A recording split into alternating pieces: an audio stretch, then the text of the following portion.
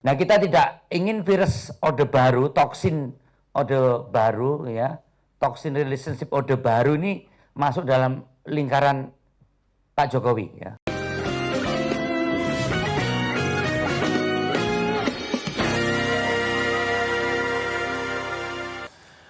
Petugas Satpol PP mencopot baliho Ganjar Mahfud dan atribut PDI Perjuangan saat kunjungan Presiden ke Gianyar, Bali. Kalau kata Satpol PP sih, pencopotan baliho Capres-Cawapres ini untuk mensterilkan lokasi kunjungan Presiden. Namun yang dicopot hanya PDI Perjuangan saja. Jadi ada beberapa atribut partai lain yang tidak dicopot di sekitar lokasi kunjungan. Ya, dan informasinya nih Mas ya, yang menyuruh untuk mencopot itu adalah PJ Gubernur Bali. Nah, katanya juga untuk estetika, makanya dicopot gitu. Dan juga untuk Pak Jokowi sendiri ini juga udah mengomentari terkait hal ini. Katanya ASN, TNI Polri semuanya harus netral.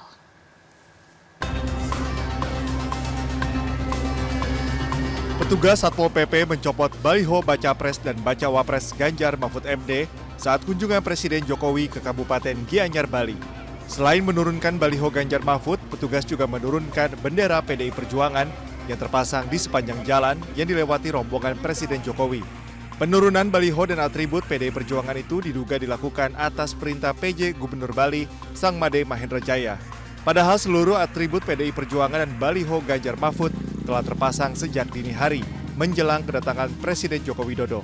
Atribut partai itu terpajang di sekitar lokasi kunjungan kerja Presiden, salah satunya di Desa Batu Bulan Gianyar. Sesuai rencana, Presiden Joko Widodo mengunjungi Gianyar, Bali untuk membagikan paket sembako kepada warga. Penurunan baliho yang dilakukan oleh petugas Satpol PP dengan dalih seluruh lokasi kunjungan Presiden harus steril dari atribut partai apapun. Presiden Jokowi angkat bicara terkait dengan pencopotan baliho ini. Ia pun meminta pemerintah daerah untuk berhati-hati menata atribut partai. Ia mengatakan semestinya pemerintah daerah meminta izin kepada pengurus partai terkait pemindahan atribut. Masih di mana saya datang. Ini perlu saya sampaikan bahwa pemerintah daerah, pemerintah provinsi, pemerintah kabupaten, pemerintah kota, pemerintah pusat, semua harus netral. ASN semua harus netral, TNI semua harus netral, Polri semua harus netral. Oleh sebab itu, pemindahan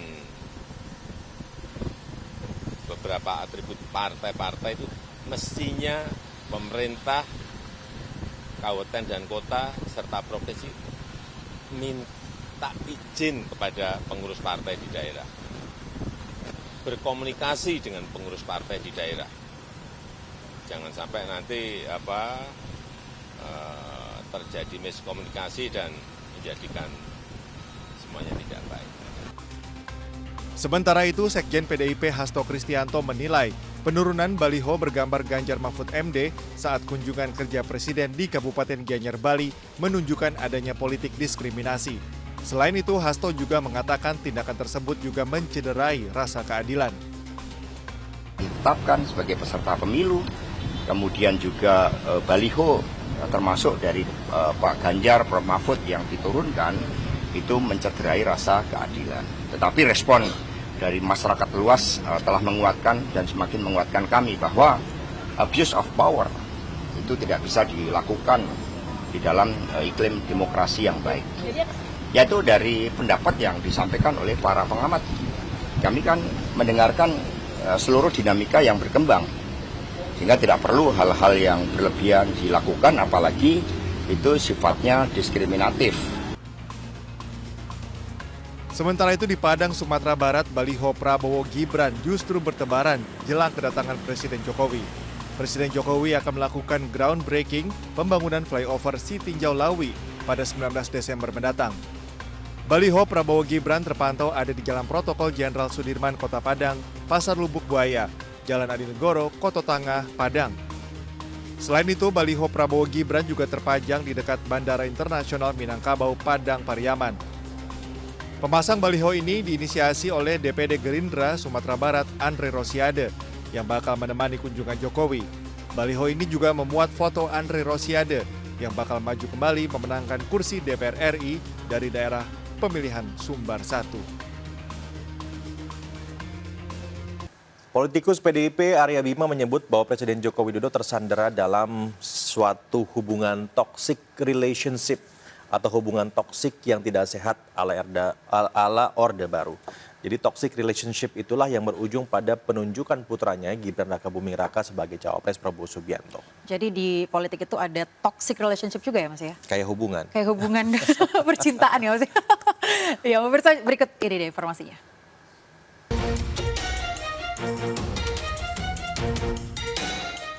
Hubungan Presiden Joko Widodo dengan PDI Perjuangan tak semesra dulu. Kondisi ini menyusul sikap abu-abu Jokowi dalam menghadapi dinamika politik jelang pemilu Presiden dan Wakil Presiden 2024. PDI Perjuangan, partai politik tempat Jokowi bernaung, sekaligus parpol pengusung Jokowi di Pilpres 2014 dan 2019, nampak bingung terhadap sikap politik Jokowi. Apakah Jokowi mendukung pencapresan rekannya sesama kader PDIP Ganjar Pranowo atau anak kandungnya Gibran Rakabuming Raka? Politikus PDIP Arya Bima bahkan menyebut Jokowi terjebak dalam toxic relationship atau hubungan toksik yang tak sehat. Arya menambahkan PDIP tak ingin Jokowi terpapar virus Orde Baru dalam lingkarannya. Menurutnya hubungan tak sehat itulah yang berujung pada penunjukan Gibran sebagai cawapres pendamping Prabowo Subianto. Nah, kita tidak ingin virus Orde Baru, toksin Orde Baru, ya, toksin relationship Orde Baru ini masuk dalam lingkaran Pak Jokowi. Ya. Kami tidak ingin toksin Orde Baru yang ada di lingkaran pemerintahan Pak Jokowi ini membawa pengaruh buruk terhadap Pak Jokowi. Ya. Kita akan ikut awasi, ya. Karena kasus Mahkamah Konstitusi kemarin itu menjadi perhatian kita, ya, berarti perhatian saya terutama, ya, yang mengusung Pak Jokowi menjadi ikut mengusung sebagai tim sukses sejak 2014-2019. Sangat disayangkan persepsi publik ada keterlibatan proses pengambilan keputusan yang dinilai itu tidak sesuai dengan standar-standar, ya, seperti yang disampaikan oleh beberapa kawan-kawan di media. Selain itu, cara Gibran meninggalkan PDIP dinilai tidak beretika. Jalan Gibran menuju KPU juga dianggap mulus berkat putusan Mahkamah Konstitusi yang belakangan membuat publik dan para pakar hukum terhenyak. Kini putra sulung Jokowi ini telah resmi mendaftar ke KPU bersama Prabowo Subianto. Bagaimana langkah PDIP dan sikap Jokowi selanjutnya? Tim Liputan iNews melaporkan. Majelis Kehormatan Mahkamah Konstitusi memulai sidang terhadap Ketua MK Anwar Usman yang diduga melakukan pelanggaran kode etik dalam putusan batas usia Capres-Cawapres. Sejumlah pengamat dan pakar hukum mengatakan bahwa hal ini menjadi pertaruhan kredibilitas MK dan untuk mengembalikan kepercayaannya juga tidak akan mudah. Ya, jadi MK sudah dibentuk ya Mas ya, dan ini juga adalah salah satu gerakan yang harus dilakukan MK juga ya untuk menunjukkan kepercayaan kepada masyarakat. Nah, dan juga ini ada sejumlah pakar yang menegaskan agar MK tidak bermain dalam ranah politik.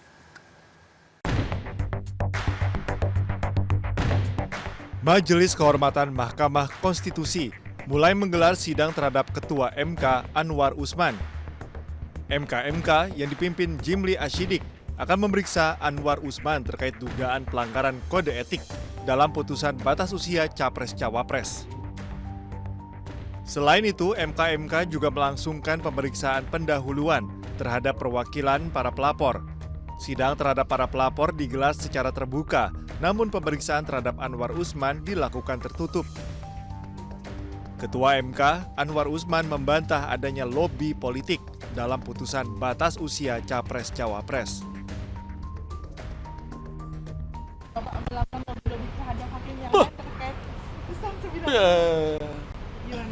Kalau begitu putusannya masa begitu. Oke. Tapi apa yang diklarifikasi, Pak? Tapi enggak, Pak. Terkait lobby itu gimana, Pak? Enggak ada tuh lobby gimana. Orang putusannya dibaca sendiri. Udah baca belum? Putusan enggak, ya udah. Oke. Poinnya klarifikasinya apa? Apa? Mundur. Ya mundur dari perkara 90. Yang menentukan jabatan milik Allah, Tuhan Yang Maha Kuasa. Pak, ya. kalau tadi berarti Ketua Majelis Kehormatan Mahkamah Konstitusi Jimli Ashidik memastikan bahwa MK akan membuat putusan yang adil dan akan segera membuat putusan sebelum tanggal 8 November 2023. Di samping itu, ini juga untuk keperluan memastikan supaya masyarakat politik kita ini ya mendapatkan kepastian hukum dan keadilan, kepastian hukum yang adil, supaya jangan kemana-mana lagi berpikirnya sudah putusan MK ini. Sementara itu, pakar hukum tata negara Profesor Juanda menegaskan, sidang Majelis MK-MK menjadi pertaruhan kredibilitas Ketua MK-MK Profesor Jimli Ashidik untuk mengembalikan kepercayaan publik kepada MK. Ia berharap Hakim Konstitusi tidak bermain dalam ranah politik dan mengutamakan kepentingan rakyat. MK ini tidak bermain di dalam ranah politik, ya, tidak mencoba-coba untuk berselingkuhan dengan kekuasaan politik manapun, kecuali menegakkan konstitusi, berkiblat kepada peraturan kode etik dan perilaku hakim yang sudah kita sama-sama sebagai pedoman dari Hakim Konstitusi dalam menjalankan tugasnya. Juru bicara tim pemenangan Ganjar Mahfud, Tama S. Langkun mengatakan, pelaporan para guru besar hukum terhadap dugaan pelanggaran kode etik Anwar Usman merupakan sesuatu yang bisa menyelamatkan negara dari pembegalan konstitusi. Para guru besar, kemudian akademisi yang kemudian sudah melaporkan, tentu saja itu merupakan perwakilan yang sebenarnya dari masyarakat. Sesuatu yang jernih tanpa ada kepentingan, yang tentu saja ini adalah upaya untuk menjaga konstitusi kita dari pembegalan konstitusi yang kemudian akan merusak tatanan demokrasi. Sebelumnya, 16 akademisi hukum mengadukan Anwar Usman ke MK-MK. Para ahli hukum ini menuding Anwar Usman dan sejumlah hakim lainnya terlibat konflik kepentingan. Anwar Usman dinilai ikut serta dalam upaya memuluskan jalan Wali Kota Solo, Gibran Rakabuming Raka, agar bisa maju sebagai calon wakil presiden. Baru saja dilantik 25 Oktober yang lalu menggantikan Jenderal Dudung Abdurrahman jadi Kepala Staf Angkatan Darat, sekarang Jenderal TNI Agus Subianto jadi calon tunggal Panglima TNI. Jadi kalau kita lihat perjalanan karirnya ini dimulai saat dia dipercaya menjadi Komandan Kodim 0735 Surakarta tahun 2009 hingga 2011. Nah, dia juga pernah jadi Komandan Paspampres tahun 2020 hingga 2021 dan terakhir menjadi Wakasat tahun 2022. Ya, dan ini cepat sekali ya Mas ya, pergantian posisinya juga, dan kemarin juga Ketua DPR RI ini Puan Maharani sudah terima surat dari Presiden Jokowi terkait dengan calon Panglima TNI karena Jenderal Agus ini mau menggantikan Laksamana TNI Yudo Margono yang memasuki masa pensiun.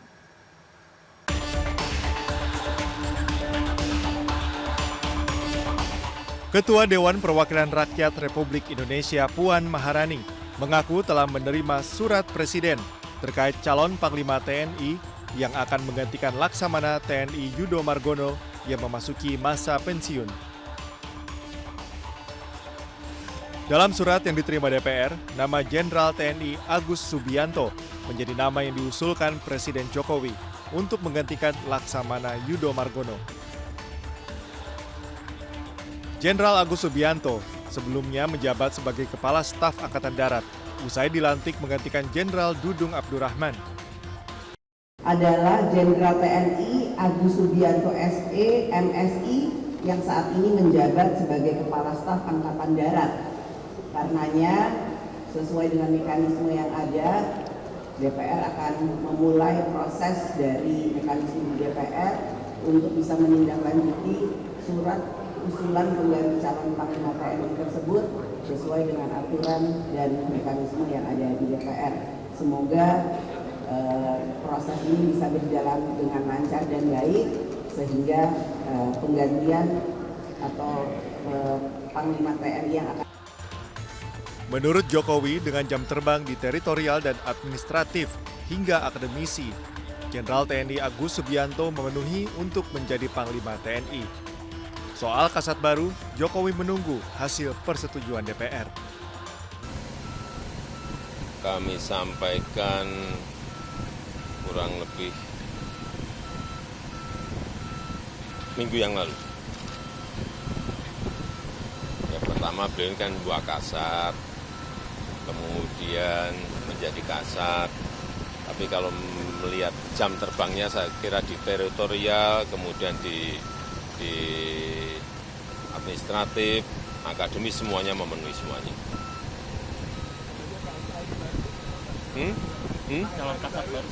Ya belum satu-satu. Ini kan memperoleh persetujuan dari DPR terlebih dahulu, baru setelah. Kepala Staf Angkatan Darat Jenderal TNI Subianto yang baru saja dilantik 25 Oktober lalu ditunjuk Presiden menjadi calon Panglima TNI.